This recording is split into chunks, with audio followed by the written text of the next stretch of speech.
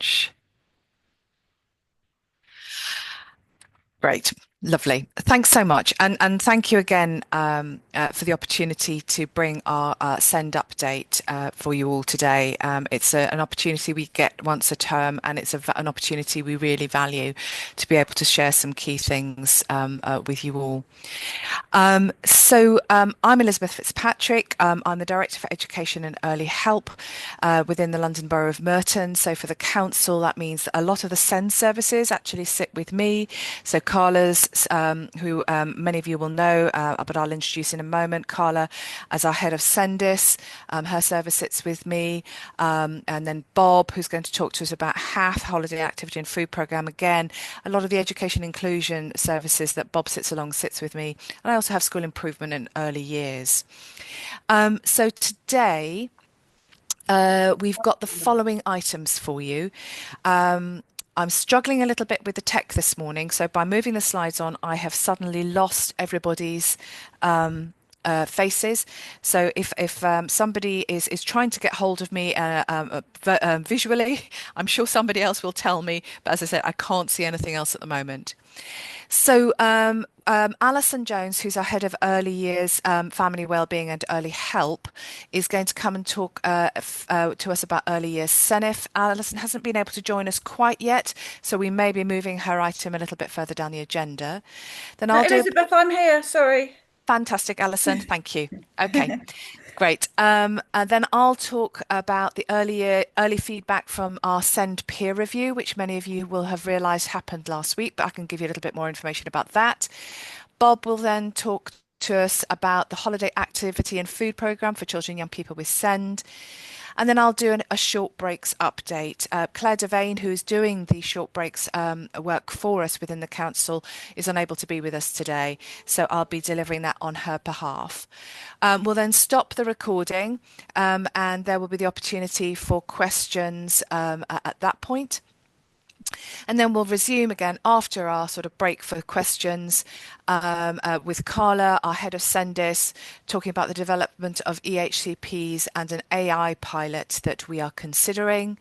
I'll then come back to me in terms of talking to you about our Inclusion in Schools project, and then Carla will be talking to you about face transfer data. It's obviously quite a lot to get through. And we're aiming for 10 to 15 minutes per topic in terms of presentation to enable us to have, some good times, allow some good time for questions afterwards. Okay, so Alison, I'm going to hand over to you first. Your slides are next up. Thanks, Alison. Am I? There Yes. you go. Okay. Hello. Hi. So I'm Alison Jones and I run the Early Years Family Wellbeing and Early Help Service. So lots of parts of my service will be supporting families where there are children with special educational needs and disabilities. So I also have the Portage team in my service and Brightwell and the targeted short breaks. And also we do a lot of work with our early years sector. So that's all of our nursery classes and our private and voluntary and independent nursery provision. And we also have a role to support those settings in relation to their work with children with special educational needs and disabilities. So I just wanted to go through a particular requirement that we have as part of the way that we fund our early years settings, and just to let you know about some engagement that we're doing around a review, and hoping to get some parental feedback. So we're just sharing with you that today. It's a bit, some of the way that we fund our nursery settings can be a little bit complicated. So bear with me. And then if people want to catch up afterwards, we could do something special around how we fund if we need to. So have you got the next slide, please? So, within the way that this is central government, so every child is has some aspect for universal provision once they become 3 or 4 for early years provision, and more recently, the government have provided free childcare, which we're calling early years education from the age of 9 months, right up through now until the children become 5, and that is predominantly for families who are working, and there's eligibility criteria around access to provision. At the moment, it's 15 hours for some ages of children, but from September, that will be a free funded offer for all children from 9 months for 30 hours, 38 weeks of the year, and that is predominantly for working parents from the age of 9 months. The way that we fund our early years settings is that they have an agreement with parents. They agree to provide the hours for free. And within that, the local authority must fund all providers at a unit rate for every hour that they take up. In addition to that, we have a mandatory requirement to support settings in their work with children with special educational needs and disabilities. And we are required to distribute what is called a special educational needs inclusion fund. And so that's been around across the country and in Merton for many years now. What has changed for us is from last September, children from 9 months have become eligible for the free funding. And that also means that we should be looking at how we support children with special educational needs and disabilities within those settings through the Special Educational Needs Inclusion Fund. As part of the work that we've been doing around ordinarily available, which is the first bullet point on here, which is about all provision that should be ordinarily available for all children in early years provision, including nursery classes. We're rolling that out through the borough. And then our SENIF inclusion fund is for children and or settings where they feel that those needs cannot be met within an ordinarily available provision.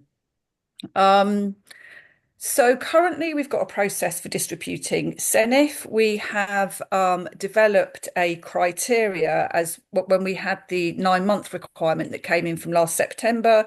We've put in a particular definition and criteria for children from 9 months, which is different from our criteria for children aged 2+. So what we're doing now is reviewing our SENIF process, and what we're doing is working with all of our settings, but we also want to get some feedback from families whose children are ordinarily in provision, how their understanding, I guess, around the Special Educational Needs Inclusion Fund, their partnership with settings, and the impact of early years really around children's overall development and meeting their needs. So our review is to ensure that we've got a consistent approach to the distribution of SENIF across all of those age ranges from 9 months up until the age of 5. So next slide, please, Elizabeth. So this is our timetable for how we're reviewing our SENIF. So we've been looking at our SENIF, we've been looking at data, we've been liaising with our stakeholders, who predominantly are our settings, who are working directly with our families in relation to supporting children with special educational needs. We're currently in our consultation and gathering views process at the moment.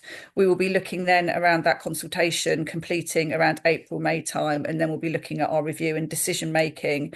And much of our decision making is ratified or run through our schools forum, which has a remit really about the way that we distribute our early years dedicated schools grant, which is where all the early years funding comes from. And we have particular requirements about how we publish the value of our Special Educational Needs Inclusion Fund, and how we consult around how we pull together our distribution methodology. So this is what we're doing at the moment. And we are looking to implement it may not change, it may change, but we're looking to implement our approach in September 25 for the new academic year.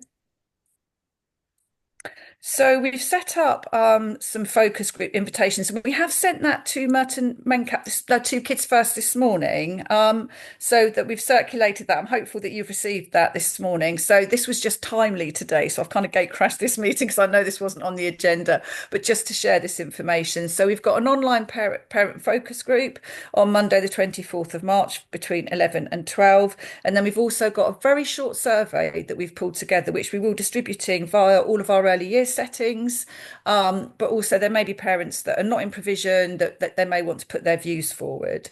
And then the person that's leading on this is Laura Burns, and her email address is here, and I'm sure these slides will get circulated after this meeting. And so and we've also sent an email this morning to Kids First for distribution to their parent groups. Thank you, Alison. I'll make sure to share out with our members. Okay, lovely, thank you. So this is just really about sort of some context around our early years funding. And so it really just kind of describes the way that we fund. So I've kind of spoken about this at the beginning. So we've got funded early education place funding.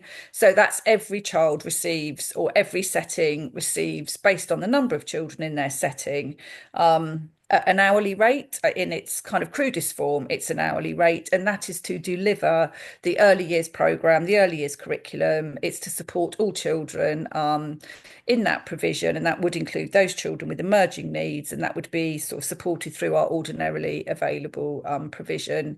We then have our SEN inclusion funding, which is targeted at low and emerging needs. It is a unit cost at the moment that goes to that setting based on an application process for children where there's evidence of additional special educational need. And then we also have other requirements from central government. So there is a Disability Access Fund, which is a once a year payment for all children in provision who receive disability living allowance. And that is an annual lump sum of £938. That is set by government, that's standard across the whole country. And that is to support mostly physical access for children into provision, but it may be used to support settings in upskilling and training their staff, but often settings will use that for equipment and for specialist equipment and resources for individual children. And that is once a year. So if children move between settings, they can either the equipment does belong to the setting, but on occasion they may enable that equipment to move with the child, or the setting would then apply for the following year. But a lot of our funding is done termly, but this is one funding that is done yearly as a lump sum. And then we also have the early years pupil premium, which is for children who are eligible for who live in low income households, often the same eligibility as free school meals.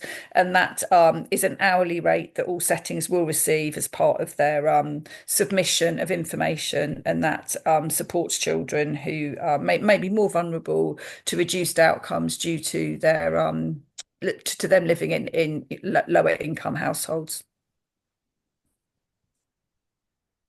And really just our sort of triangle of needs. So we've got our ordinarily available provisions, that's our age-related entitlement. We've then got our SEND support, which is where our inclusion funding would come in, and then you will have children that would be in that specialist element, which is where your EHCP comes in. And then we've got the Disability Access Fund, which is kind of the star on the right, so that's the one-off lump sum. And then we've got our early years pupil premium for children who are living in those lower income households. And I believe that is the end of the presentation.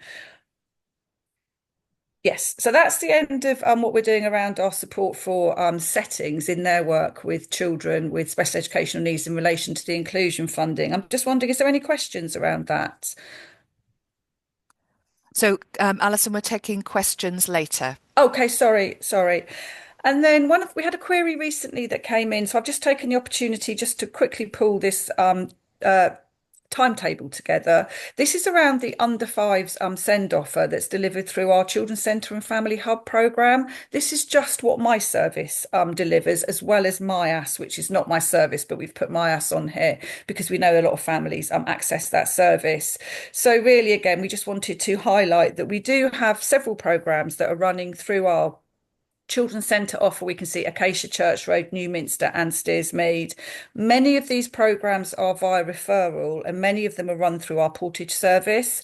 However, we have more recently introduced a 0 to 5 family drop-in, and that is a year-round drop-in, and that's currently running at Church Road in the afternoons. You can see that. Yes. I'm very sorry to interrupt. A parent has asked if you could just reposition your camera because they can't quite see your face. Okay, sorry. Thank Okay, you. thank you. Sorry. Thank you. It's funny because our names go right across the bottom, don't they? So I actually can't see my whole face either. Got my name. Yeah, so that was it really. So just to say that there is that new provision, which is a drop-in provision, whereas most of our other programs are invitation only, based on presenting need. But I just really wanted to flag flag that one because that was a query that we've had recently around access to services within the children's centres for children under the age of 5. And what we're doing is working with MyAS quite closely. So they're coming in at the same time that we're doing some of our under 5s groups. So families can access the group and then they can also talk to the representatives from MyAS at the same time. And you'll see that on a Tuesday at Church Road. Brilliant. I think that's it, Alison, from your side. Yes, and there's a couple of things in the chat, and what I will do is yes, so Alison, if you can just yeah. hang on for a bit, that would be brilliant, because then we'll go through the additional items we've got, and then we'll stop the recording, and then we'll be able to have the questions and the broader discussion. Is that okay? Yep. That's brilliant. Lovely. Okay, so it's back to me now for SEND peer review, and I haven't got any particular slides for this. But just to take you through what's been happening. So as some of you may have been aware, because there were some parents involved last week, we had a SEND peer review last week. So it's this wasn't Ofsted or CQC coming to inspect us, but rather us in the local authority and the ICB, so our health partners, commissioning a review from the local government association to have a sort of a bit of a health check, a fresh pair of eyes on what we're doing as a partnership, how we're meeting needs, how we are continuing to try to improve things for children and families. Yes, so it was our peers coming to talk to us. So just so you guys have an idea, the peer review team, which was 4 strong, was led by the director, a director of children's services from another local authority, and then there were other SEND experts from across the education, health and care spectrum from other places around the country. It took place last week between Tuesday and Friday. They undertook many different activities. They visited a preschool setting, a primary school, a secondary school. They visited South Thames College. They visited our special schools. They talked to lots of different focus groups. They scrutinised a lot of our documentation, and they pulled together some headlines for us, which they shared right at the end of last week in a sort of informal way. And then there will be a report which they will write, and that will be published, and that will be in the public domain. But I wanted to just give you some headlines from what was found last week. And as I said, these will be in the report as far as we understand it. As I said, they gave us the informal feedback last Friday. The informal feedback would show that they saw lots of really good things going on. I'll just start with that. So they saw some inclusive practice in our mainstream schools. They saw some projects which were working really well for our children and young people. They were particularly impressed with what is happening in that early years space and working together with children and families. But what they obviously also saw were some things that we need to refocus our energies on. And just to pull out a couple of those things. So one of the things they suggested we need to focus on more, and this will come as no surprise to you, is that transition into post-18. So understanding what is happening for children and families when the person hits the age of 18, and we know that there is a cliff edge, a bit of a cliff edge there for children, because for example, the threshold for being able to receive support for social care in children's is very different. Those criteria are very different for meeting the threshold to receive adult social care support.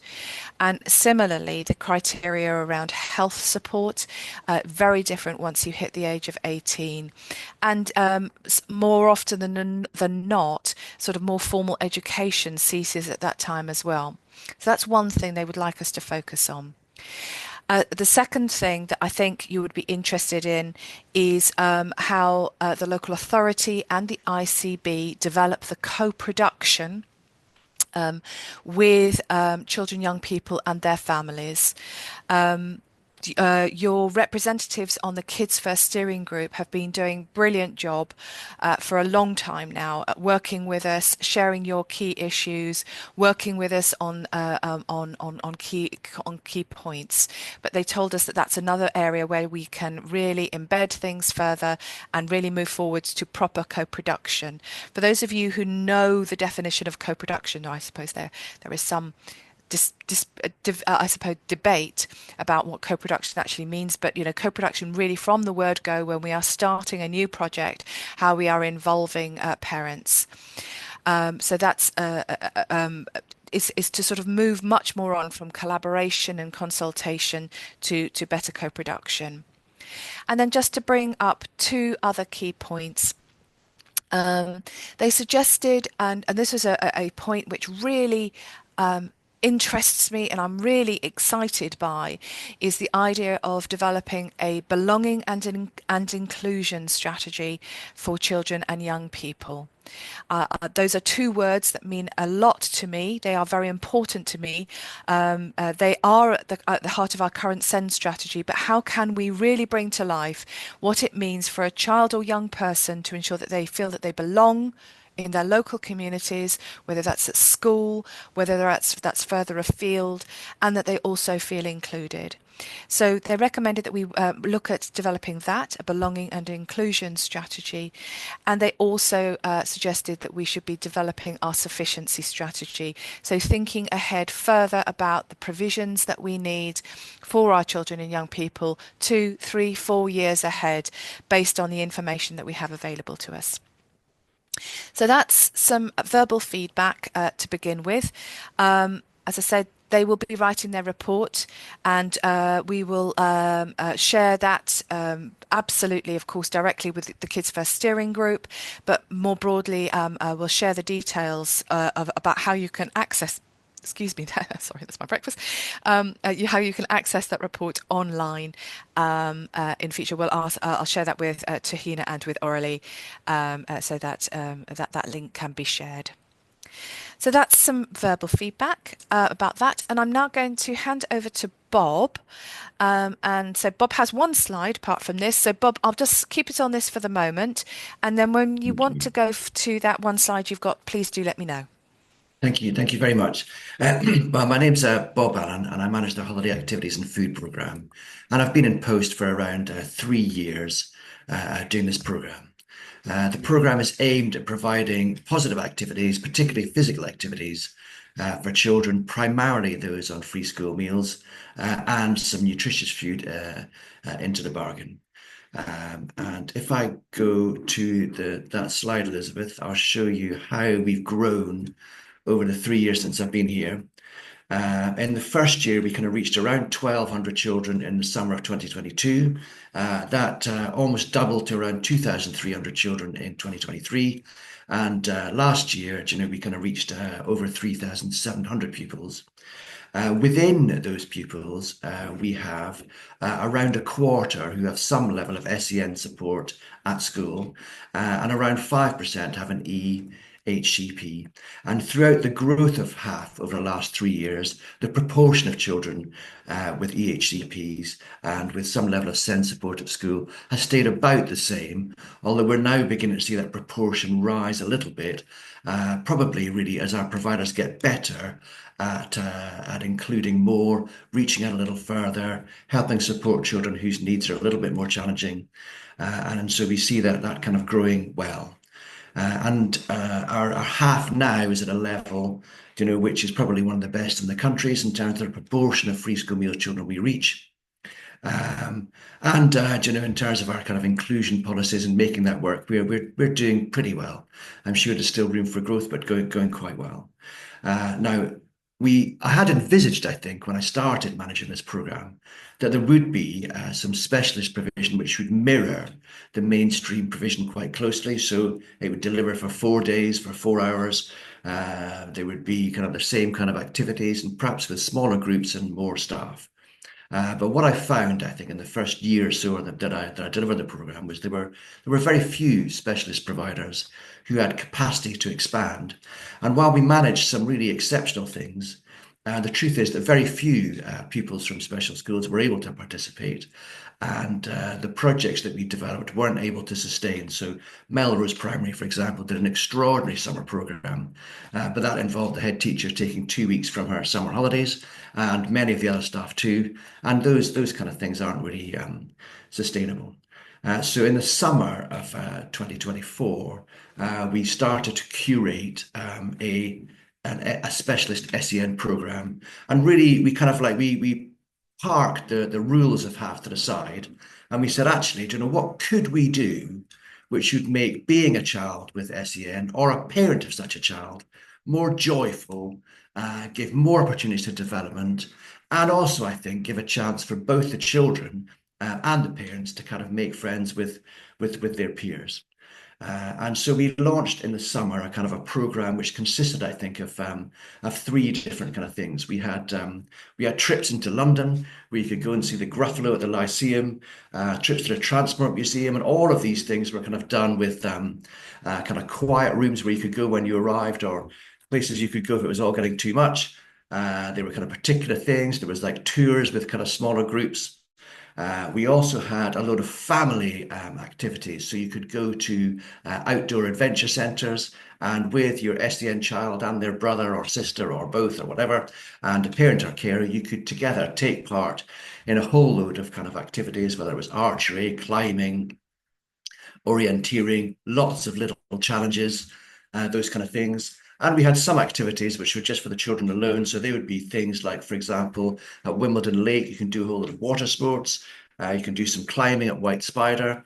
And so we had quite a kind of a variety of stuff. Now, the good news, I think, is that everybody who took part had a terrific time.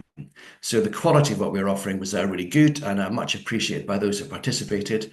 But I can tell you that no one went into London.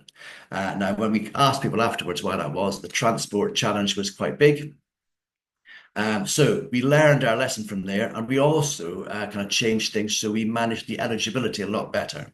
So our program is now really targeted towards pupils in our ARPs, and pupils in mainstream schools with very similar levels of need. So they may be pupils who are waiting for a place in an ARP. They may be pupils who an ARP would be suitable, but it's considered that getting them to change school once and then move on to secondary would be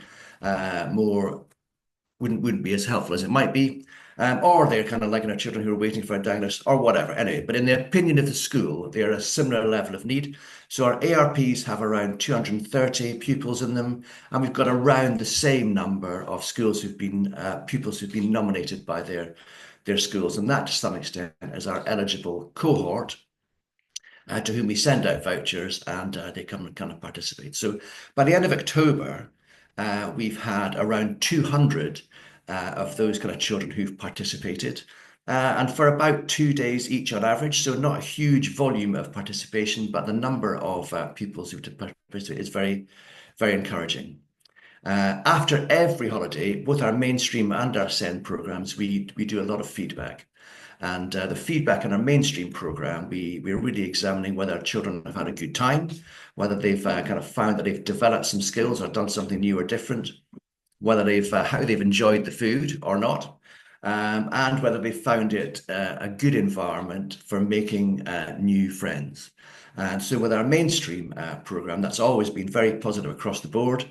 And with our SEN cohort, we find that firstly, it's even more positive in terms of them having fun. It's even more positive in terms of them developing new skills or having new experiences.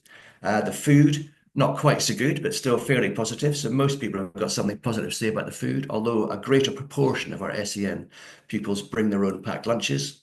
And in terms of making friends, even though it's not quite as strong, we still find that around 75% of the SEN pupils who take part think that it's a really good place for them to make new friends. So we found that very encouraging, and we found that in a lot of the projects we've done, that some of the participants have kind of made friends, and their parents have then organised for them to do other things together at different holidays, and that's been really super, super encouraging.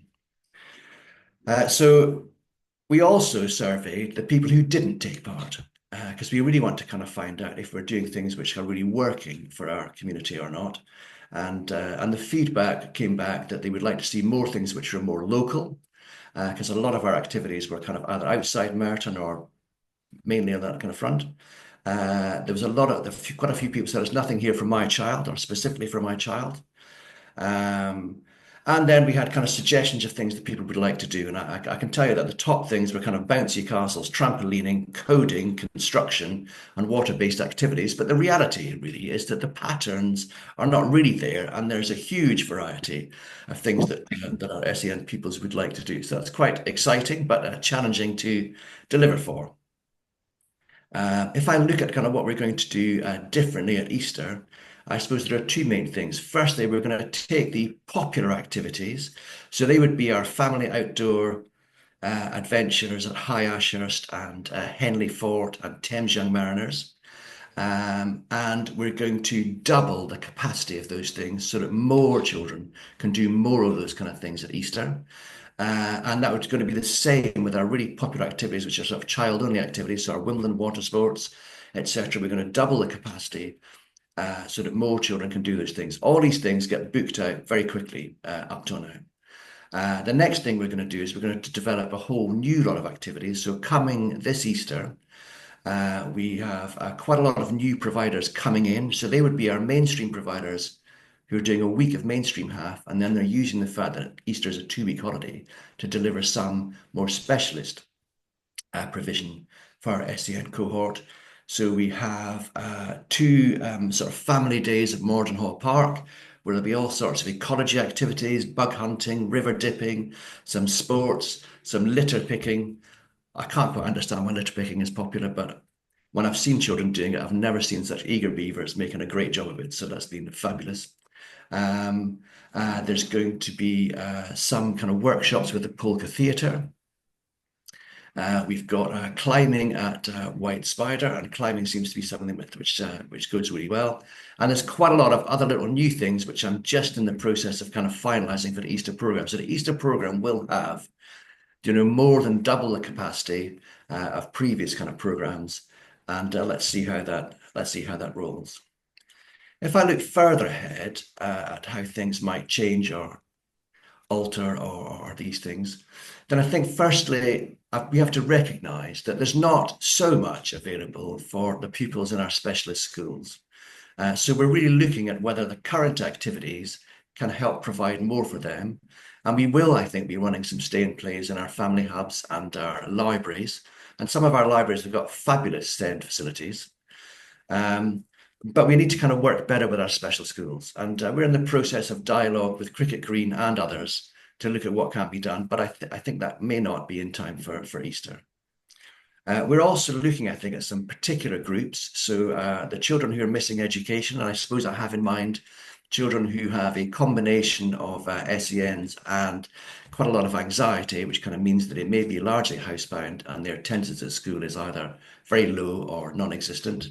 And I'm thinking, what can we do about that? So this Easter, we are trying to get a few to join in with the family activities that we're doing at High Ashurst. And we will have a kind of an experience or taster afternoon for a few children during the school day who are not at school, to give them a chance to go and try it out, get familiar with it, etc. So for a few children, I think that might be appropriate, and doing something like that for those few children, very worthwhile. In terms of the other little bits, more boring, but in a way very important, is like, at the moment we're very good at reaching those children who are in Merton schools. We're less good at kind of reaching those children who live in Merton but school outside. So we're going to put more effort into doing that so we can reach those. I have to say that in terms of planning this thing, I do have to have fairly kind of tight sort of boundaries, so I kind of have the children who are in specialist schools, the children who are in our ARPs, those children in mainstream schools with SEN support, and then our kind of mainstream children. And to some extent, everything is designed with those boundaries in mind. But when we deliver the programme, we're trying to do things in a way so it's easier for children to cross those boundaries and to take part in things, which they can manage. And we do know that sometimes, if Monday's a bad day, Tuesday might be a better day. So we are getting better, and our providers are getting better at kind of being more flexible, more accommodating, trying more things, inviting kind of children to come for an hour, see how that is.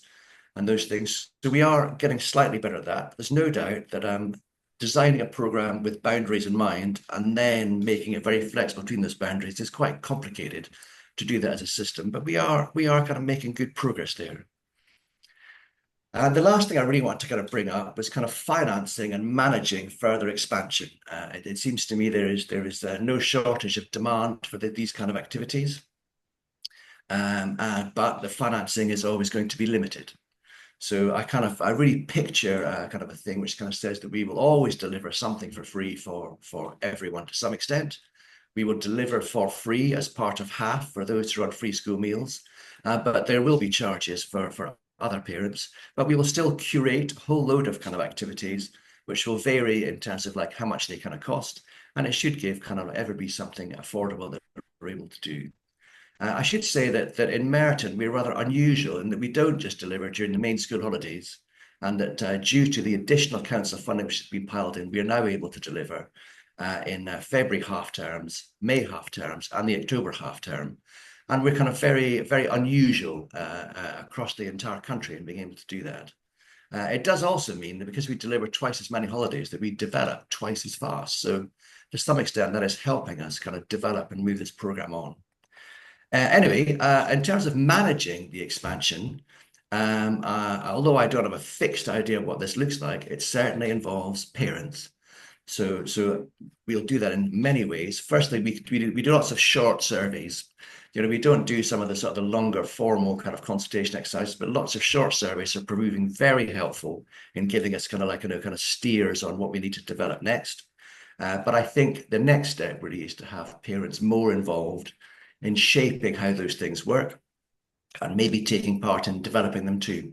And I think I'm due to attend one of your parent forums at the end of March, and that might be a chance to talk about those things in more detail. But for now, I hope that's a good introduction to the world of HAF, to the world of SEN HAF and what we are developing at the moment. The fact we're kind of growing quite well, the fact we recognise we've got some limitations, particularly with pupils in special schools, and the fact we're kind of busting a gut to grow and develop things further. So thank you very much for your time. Thanks very much, Bob. So the final item before we break for questions is I'm going to give an update on short breaks. So as I said, Claire Devane, who some of you may well have come across in terms of the consultation approach, is our lead on that, and she doesn't work on Fridays, so I'm presenting this for her. So you may well be aware that we're in the process of reviewing our short breaks offer, recognizing that there is some work that we need to do to ensure that all those children who are eligible for short breaks really are able to access something from us, and also to get sort of some better consistency, I think is what I would say in terms of that offer across the piece. We have undertaken 2 consultation exercises with parents and carers, and that has involved 224 people so far. The first consultation, which was some time ago now, was on what the current offer is, and we asked people who took part what their thoughts about what was happening at the moment, and those who have attended those consultations asked for better promotion and sharing of information, improved responsiveness from us in the local authority when short breaks is requested, and for additional range and volume in what we're able to offer. And the feedback was that we needed better and or more provision for children with who are autistic, those who and then particularly those who are autistic and who also suffer from anxiety, children and young people with complex needs, those who are from the secondary phase, so 11 to 18. I think taking into account siblings as well as overnight provision and send family days. And just to sort of tie it back in, obviously we're trying to look with what Bob was saying. There is a sort of there is a link here, isn't there, between what we're doing for short breaks and what's happening in HAF, and it's great to hear that HAF is able to sort of think about some of those send family days. So the second consultation that we undertook with parents and carers was on a set of proposals. So on the back of the first consultation, on the left-hand side, you can see the proposals that we came up with. And I'm going to, again, Bob referenced, a finite pot of money. We have a finite pot of money for short breaks. We have statutory responsibilities within short breaks as well, of course. And so we're trying to work out how we use that finite pot of money to deliver on that statutory responsibility, meeting as many needs as we possibly can. So the first proposal was to create a send local offer outreach officer to better to improve that communication, the coordination and promotion of short breaks, which is one of the key things that we got from our first consultation with parents and carers, saying that needed to be better. And in the second consultation, there was overwhelming support for this proposal.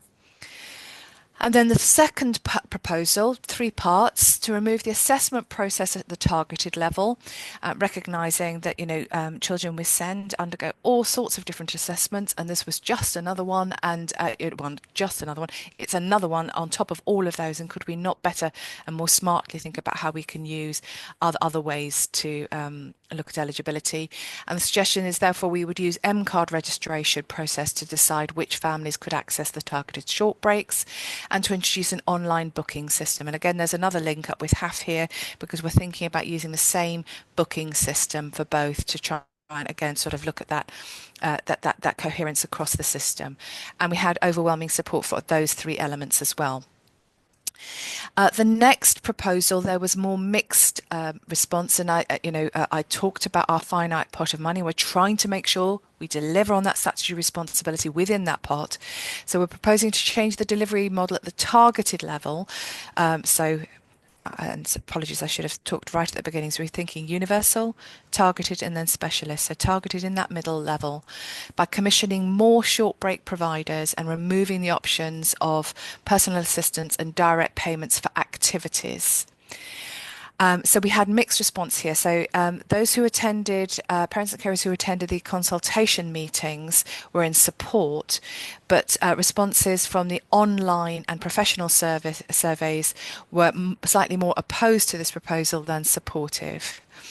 And those who opposed this recommendation were mainly families with existing direct payment packages for personal assistance or professionals working with them. And of course, that is around children and their families benefiting from that already, and obviously being concerned if should those be removed.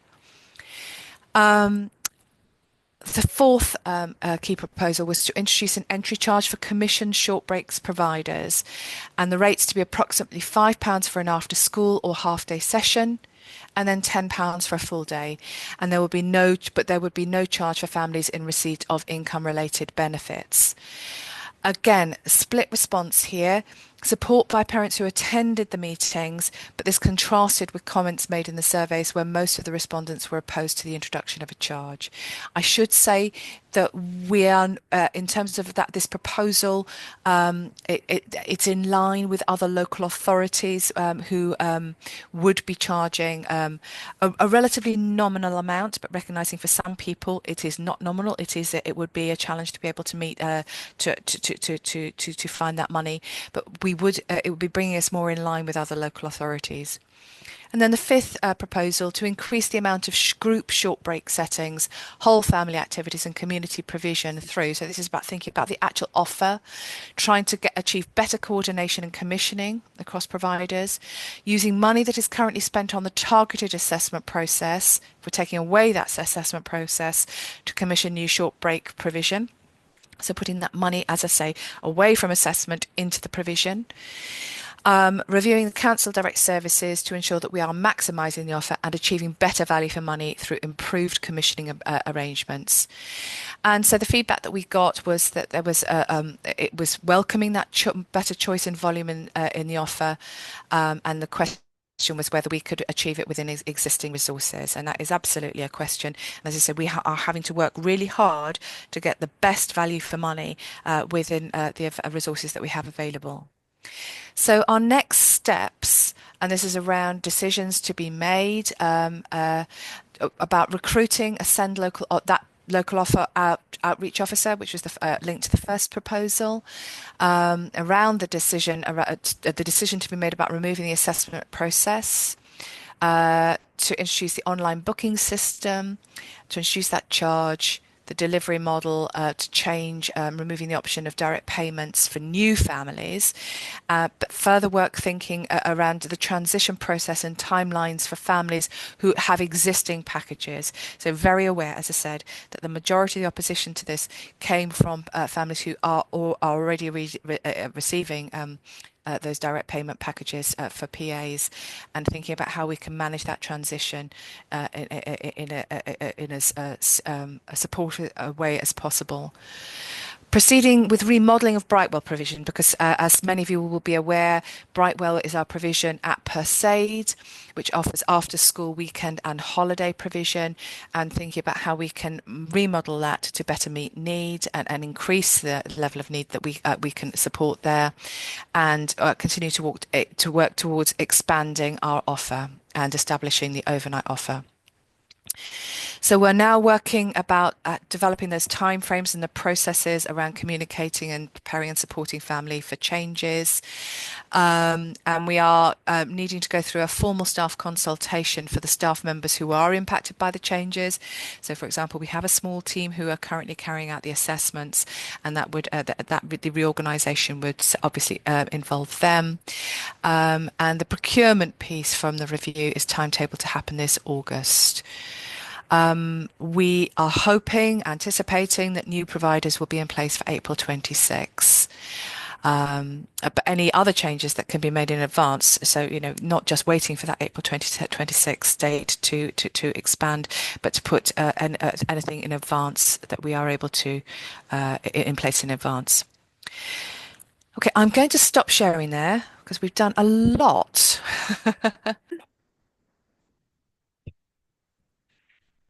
Okay. You might have to. Can I just check, Tahina, has that shifted? Yes, it's shifted now. Thank you. Brilliant. Okay. And over to Carla.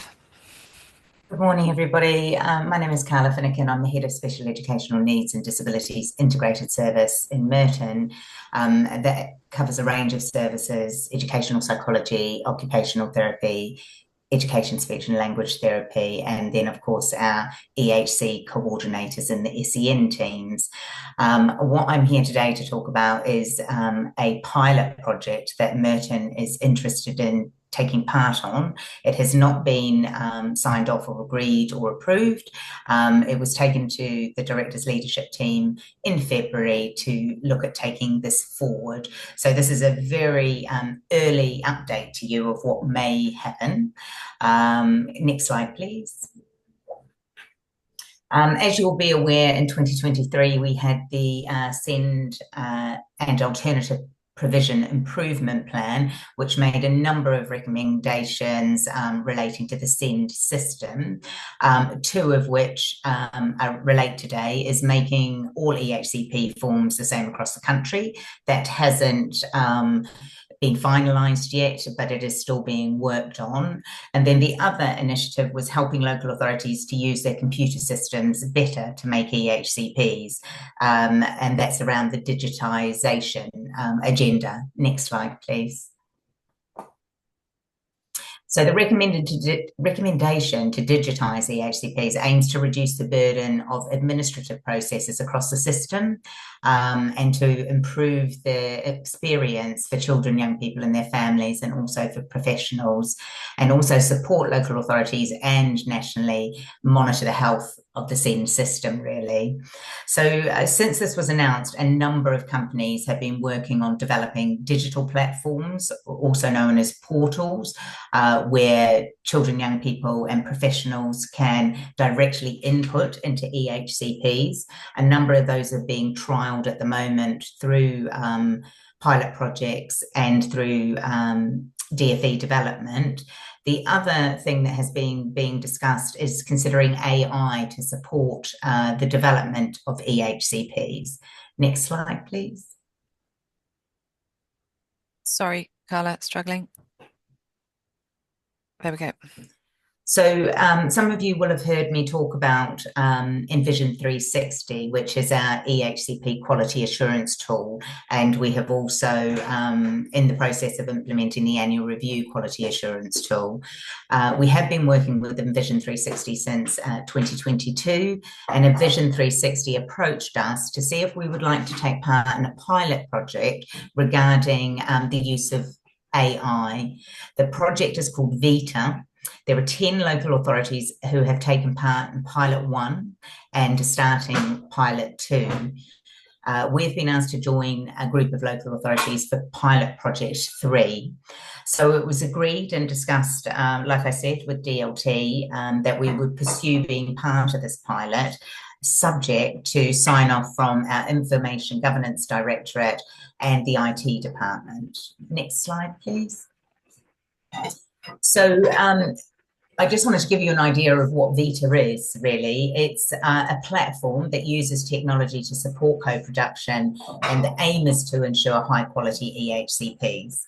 So the aim is to improve the quality of how we use the professional advice that we receive and the parent care advice and the young people's advice using generative AI.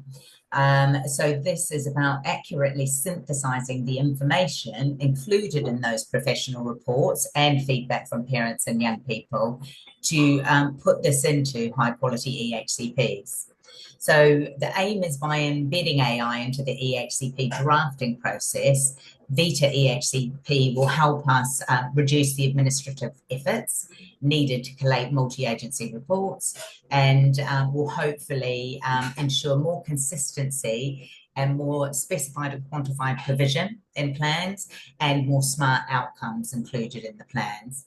I think it needs to be really clear that it is meant to enhance rather than replace humans. And I will go further into what the pilot is looking at. Next slide, please. So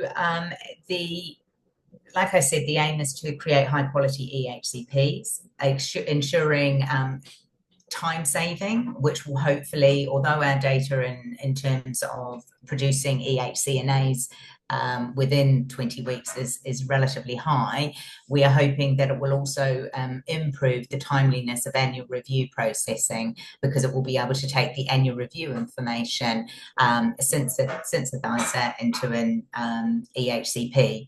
We will, of course, still have to use humans to review the quality of those plans, to look at ensure that all the information is included, and partners and parents and carers will be joining us all the way through this process.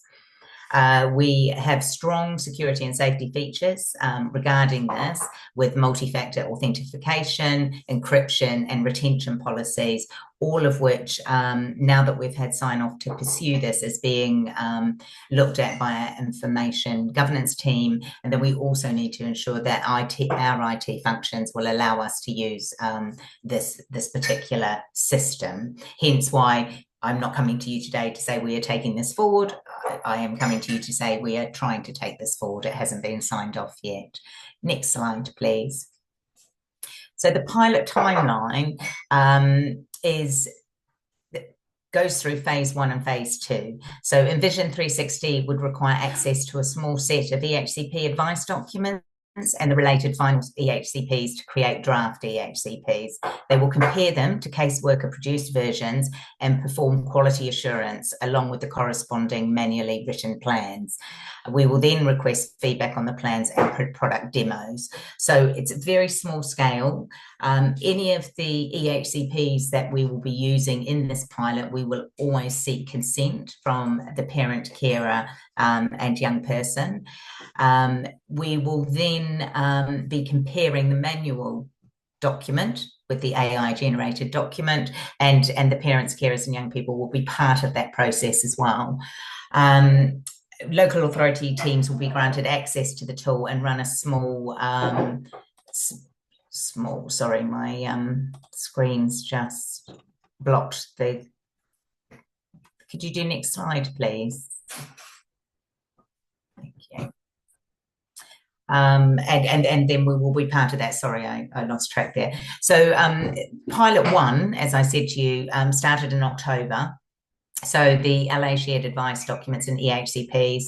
Envision 360 produced the draft EHCPs, LA parent carer feedback on draft plans, feedback on wireframes and the demo videos. And then January to March is the LA identify staff to onboard, and they become an admin user. And then there are onboarding sessions held. Then LA staff complete 1 to 2 EHCPs with the Envision 360 support. The plans are produced and quality assured. And then we do another round of feedback.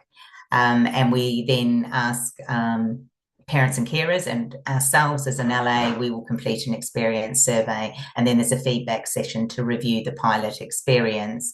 We will be, if we get sign off to go ahead, we would be looking at starting this pilot probably around May to June. So it's a small dip sample. Part of the involvement within this project is to help them develop their systems as well, because it is only through doing they can see whether there are any issues within the system and whether it is meeting the aspirations of their product, really. Next slide, please. There are a number of frequently asked questions regarding this, and I do have a parent carer brochure information pack on Vita that I can send to you, Tahina, which has all of the frequently asked questions in a bit more detail about the company, about the information governance, security, etc. But I've just taken a few of these questions out of the paperwork. So by participating in the pilot, local authorities have the opportunity to shape the Vita platform and provide direct input into its appearance and functions to make sure that it works. Again, will it be used in the community during the pilot? Absolutely not. This is between the local authority with the information that we have already, with consent from parent carers and young people, to use either already drafted EHCPs or all the information coming through an education, health and care needs assessment. Next slide, please. One of the questions some parents in pilots 1 and 2 were asking was, will this reduce personalisation or individualisation of a child's EHCP? Apparently, Vita is designed to ensure that each EHCP produced is child and family centred. Obviously, if we go in this pilot, we will want to see that for ourselves, and we will want to make sure that it is very child and young person focused.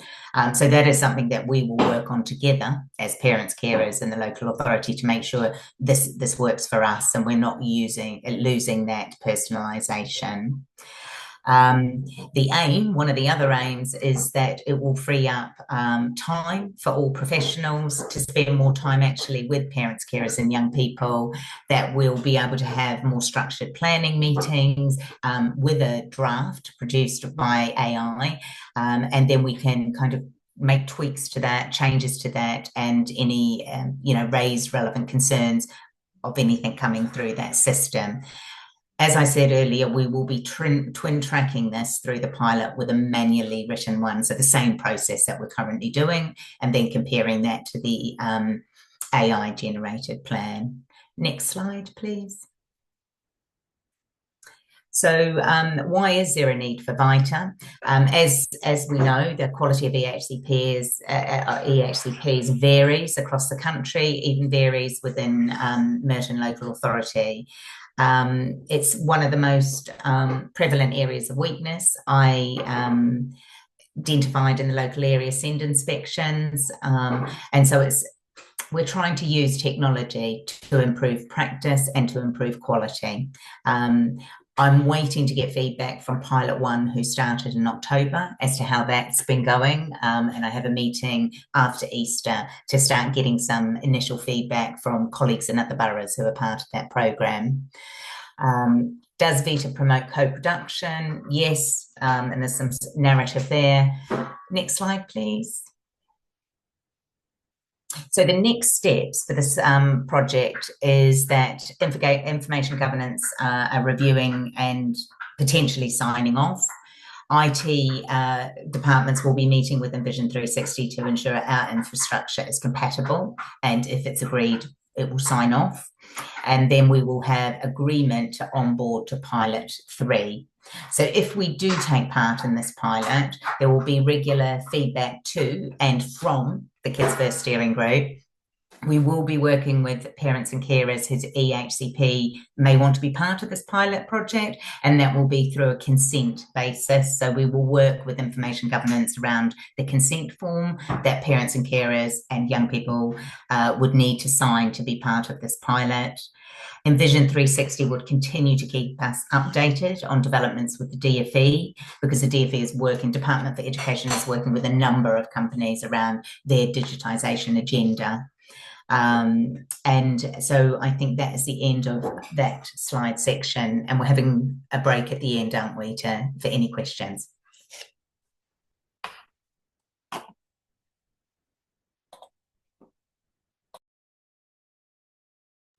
You're on mute, Elizabeth, sorry. Thank you, Carla. Nothing like that to improve the day. Yes, sorry. Just wanted to update you about our Merton Inclusion project. So we've come to this forum before to talk to you about this, and we just wanted to update you with this. And so it is sort of funded through the safety valve, and I think that's probably just to emphasize that's where the funding comes from. But sometimes when we talk about something being part of the safety valve program, you may be thinking this is absolutely just about saving money. This isn't about saving money. The clue is in the title. It is about the inclusion practice in our schools. So what we're wanting to do through our Merton Inclusion project is to improve that inclusive practice in our mainstream schools. You can see from this, it started in September 2022. It's due to go through to July this year. In fact, I think it will be going beyond July this year, because the aim is for it to be rolled out to all our mainstream schools. So, so far we've had 25 primary schools. In fact, I think that number has actually now gone up. We've got a number of advisors who've been involved over the course of the program so far. The key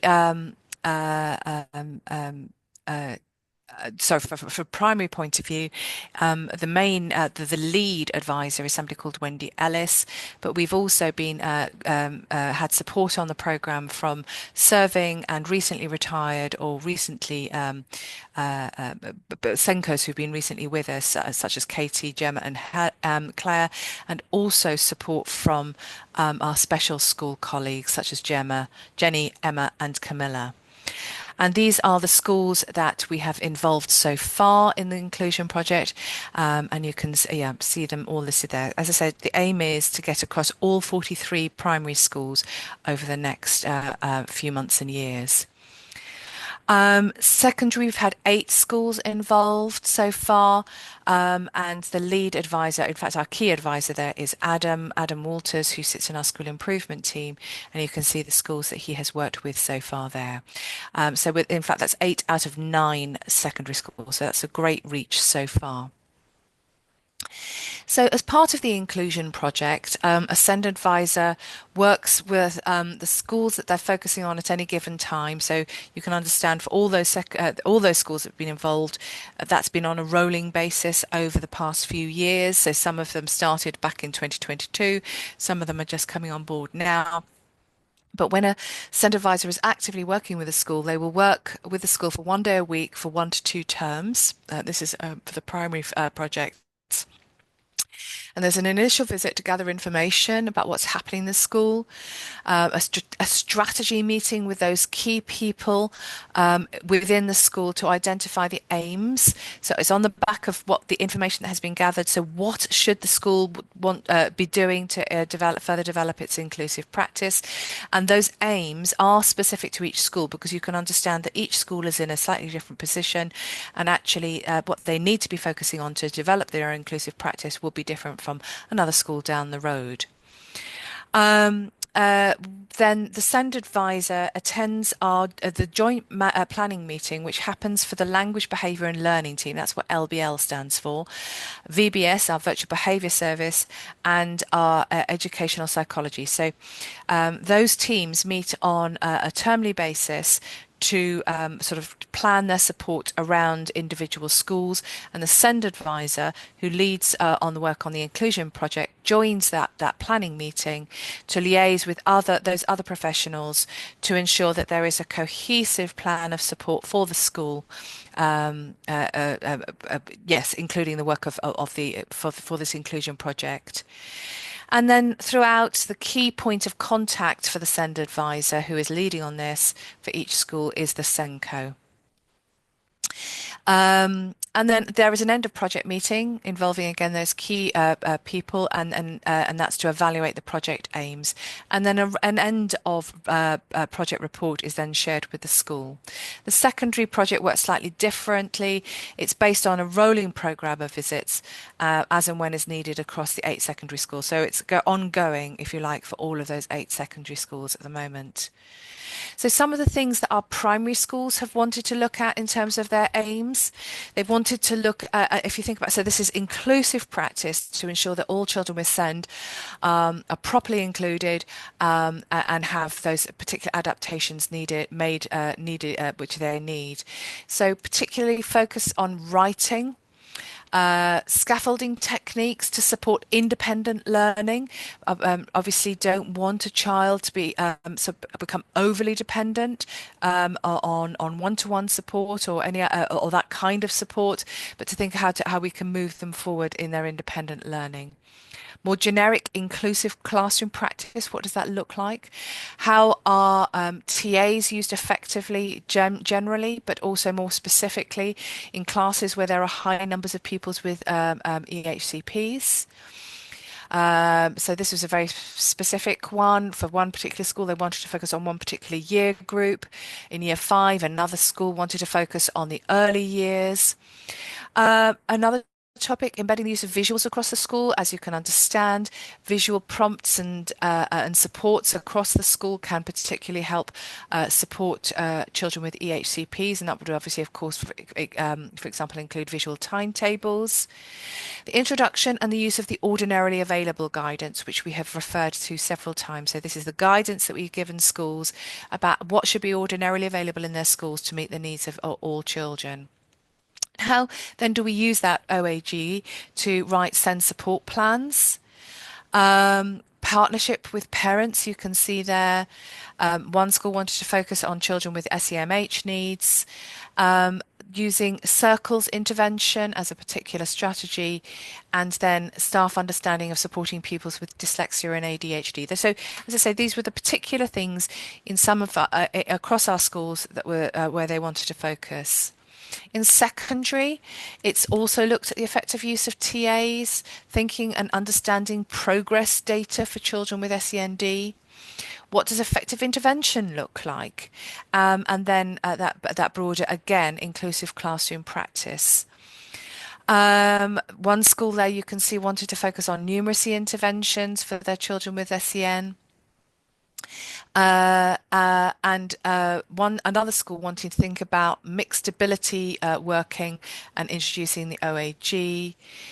Transitions, obviously really important, and it's actually a really key thing that we are focusing on as a borough, particularly that transition from year 6 to year 7, and making sure that what can be really quite a scary, quite frankly, time is made easier for children with SEND.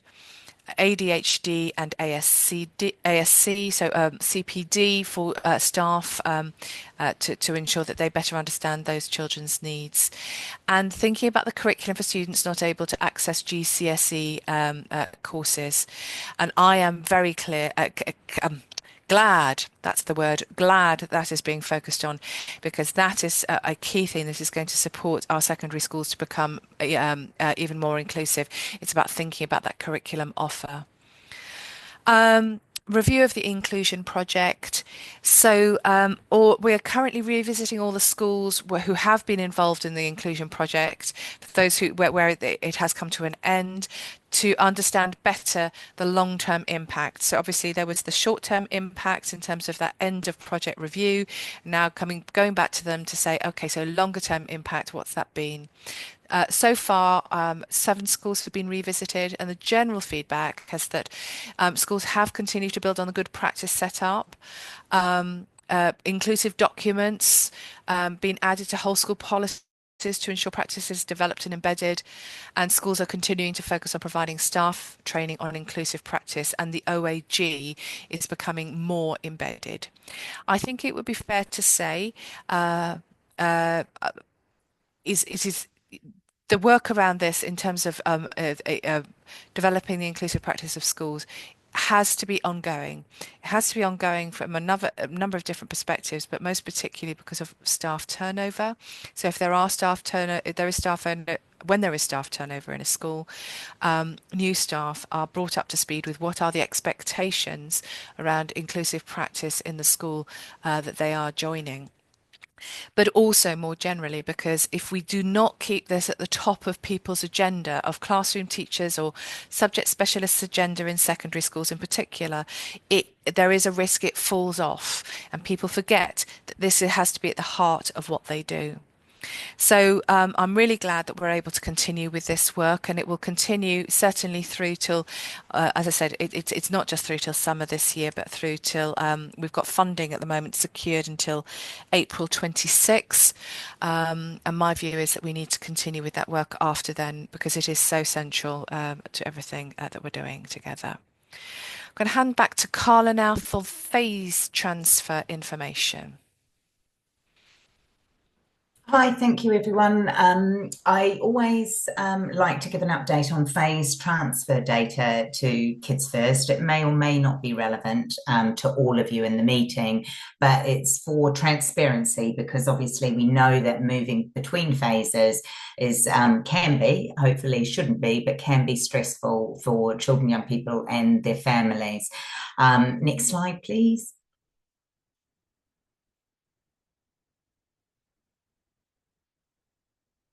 So moving to a new phase of education, when children and young people move between phases of education, parents, carers or young people often have to think about what school or college should be named in their EHCP.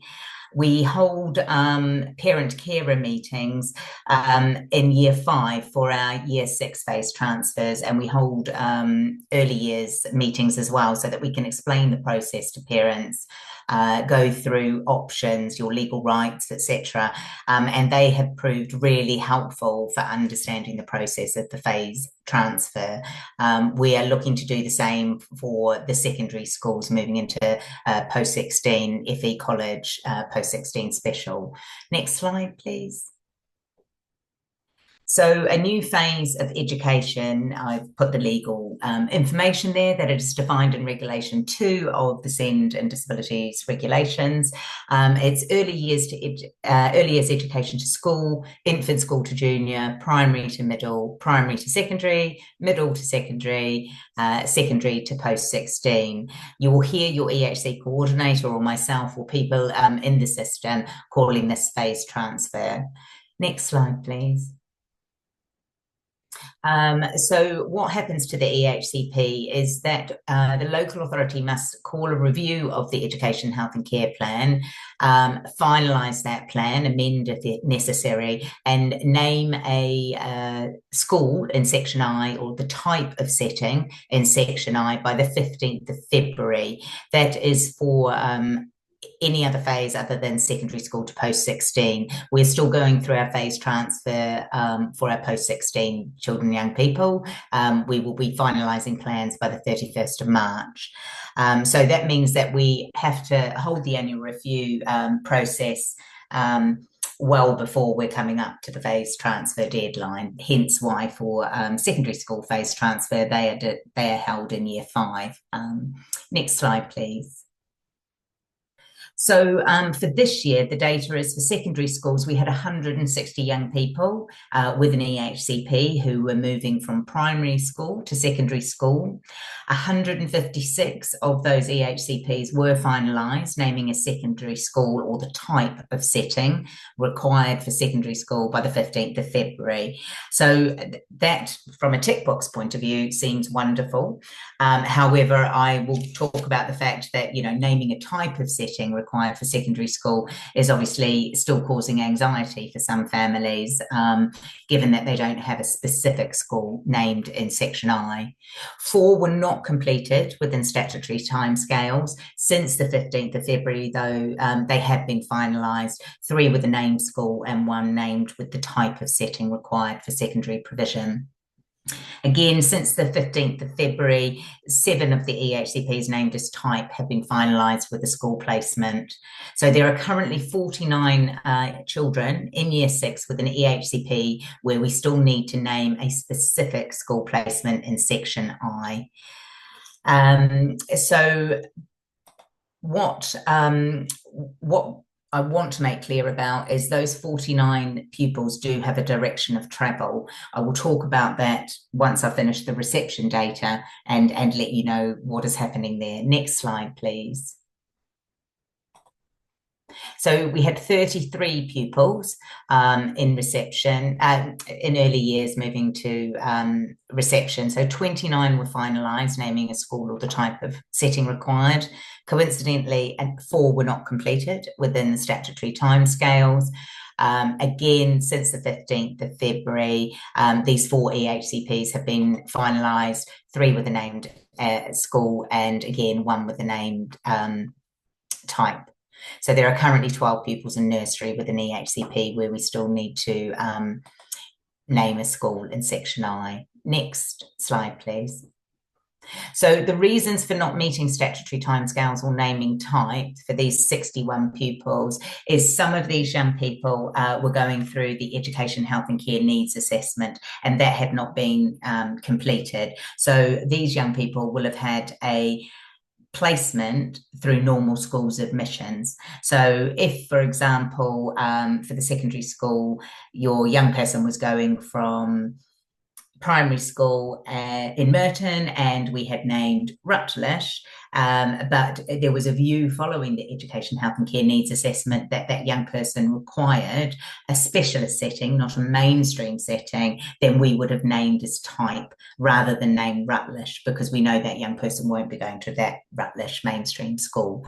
So any of the young people going through the EHCNA does cause difficulties, and we try to ask our primary schools not to refer in Year 6 for an Education, Health and Care Needs Assessment, because it does cause more stress in the system, particularly for parents and the children themselves.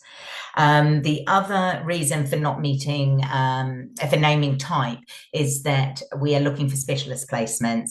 You may know that there have been difficulties accessing specialist school placements due to the lack in our local area, neighbouring areas, and within the non-maintained independent sector. So the demand is well above what is in the community and nearest community to be delivered. We are expanding Perseid Specialist School, and we are also working with Beedlesford, who is part of the Orchard Hill Academy Trust chain, and they are opening a satellite site of Beedlesford at the Chaucer Centre in Merton. And so majority, 9 of those young people are either going into a Perseid setting or are going into Beedlesford, or we're in conversations with Wandsworth around specialist school placements there. So although they haven't got a named setting, we're hoping within the next 3 weeks the majority will be named. There are a few where the consultation responses from settings we are challenging as a local authority. So it may be that a parental preference for a specific school we have consulted with and the school has said they cannot meet need. We are currently pushing back to the schools around that to say that we do think that you can meet the needs of this young person with the Education, Health and Care plan. For the ones that we did not meet statutory timescale, that was on, we've had some issues with sickness and bereavement within staffing during the phase transfer process. So we start consulting from September last year to be ordered to name by February the 15th. We have had some impact on staffing in meeting those kind of timescales, but we had made decisions on type, but we had not finalised with a setting. So I think that is my last slide, but I just wanted to let you know where we're at with the phase transfer, and I can do a similar data update in terms of post-16 when the 31st of March has passed. I suppose the thing for me, if you are one of the parents where you have a EHCP naming type, I just want to stress that we are actively doing everything we can to try and secure a placement. But if you are concerned, please do email sen@merton.gov.uk. I have asked the EHC coordinators to keep parents up to date with either weekly or fortnightly around the consultations that we're taking, the responses to those consultations, so that there's a regular communication between the SEN case officers and parents and young people. But do contact sen@merton.gov.uk asking for me to be copied in as well if it goes to the team manager, because I appreciate that this can be a very stressful time for families. Thank you. Thanks very much, Carla. Tahina, did you want to stop the recording and then we can go back to questions?